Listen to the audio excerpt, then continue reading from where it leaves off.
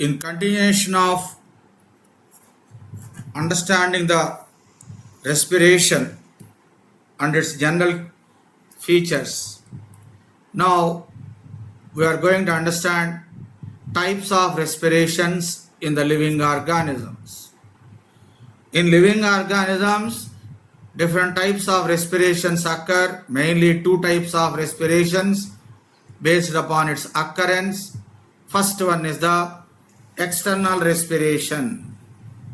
So the meaning of external respiration. Here, exchange of gases, that means oxygen, carbon dioxide, occur between the organisms and surrounding environment. Exchange of oxygen and carbon dioxide occurs between the organisms and the surrounding environment. That is called external respiration.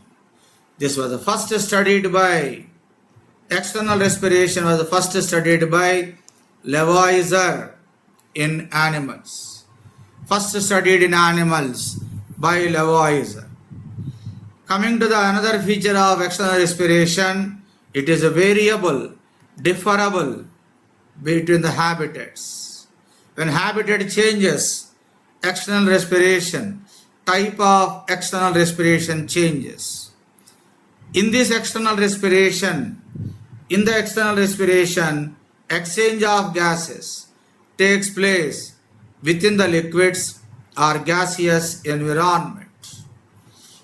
Exchange of oxygen and carbon dioxide occurs within the liquid or gaseous environment. Finally, it occurs only in animals. External respiration is takes place, not occur in plants. Only in animals it takes place. These are the features of external respiration. Then coming to the internal respiration. The meaning of the internal respiration. Here in this process, exchange of gases takes place between the cells or tissues and their surrounding environment. Exchange of gases takes place between the cells or tissues and its surrounding environment.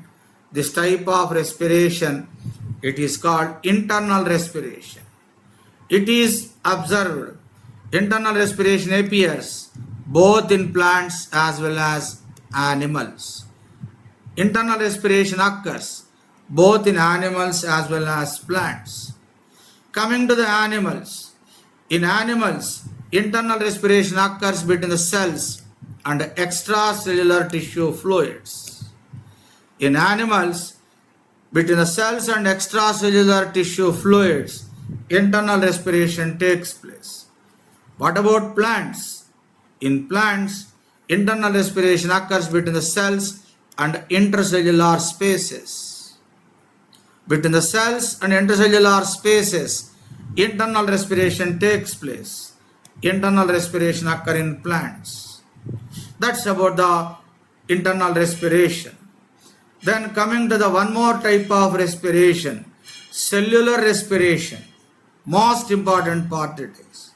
So, catabolic breakdown or oxidative breakdown. In our general language, in our general understanding, combustion. In this way also we can understand.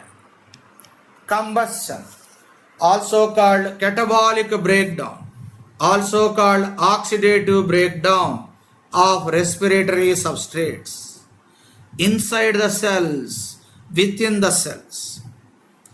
Breakdown of respiratory substrates within the cells. That is called cellular respiration. Combustion or burning or catabolic breakdown or oxidative breakdown of respiratory substrates within the cells. That is called cellular respiration.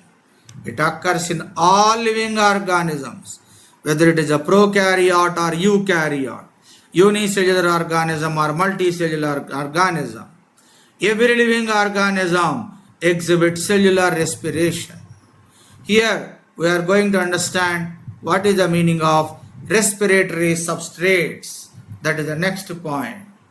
Respiratory substrates, that means the organic compounds that are undergoing breakdown or oxidized during respiration are called as respiratory substrates. Whatever the substrates, also called organic compounds, undergo breakdown or oxidize during respiration, they are called respiratory substrate. So depending upon the type of respiratory substrates used in the living organisms, two types of respirations are there: floating respiration, protoplasmic respiration.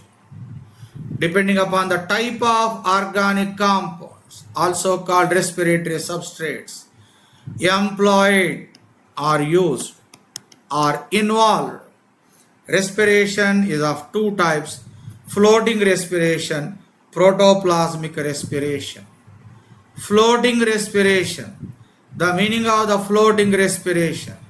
Here, respiratory substrates are carbohydrates and fats. Respiration in which the respiratory substrates are carbohydrates or fats. This type of respiration is called floating respiration. Okay, protoplasmic respiration. Second one is the protoplasmic respiration. That means here respiratory substrates are whether it proteins. Respiration in which the respiratory substrates are proteins, they call it as a protoplasmic respiration. It is uncommon. It is rare. When it occurs, cells experiences drought conditions. Whenever the cells experiences drought conditions, protoplasmic respiration takes place.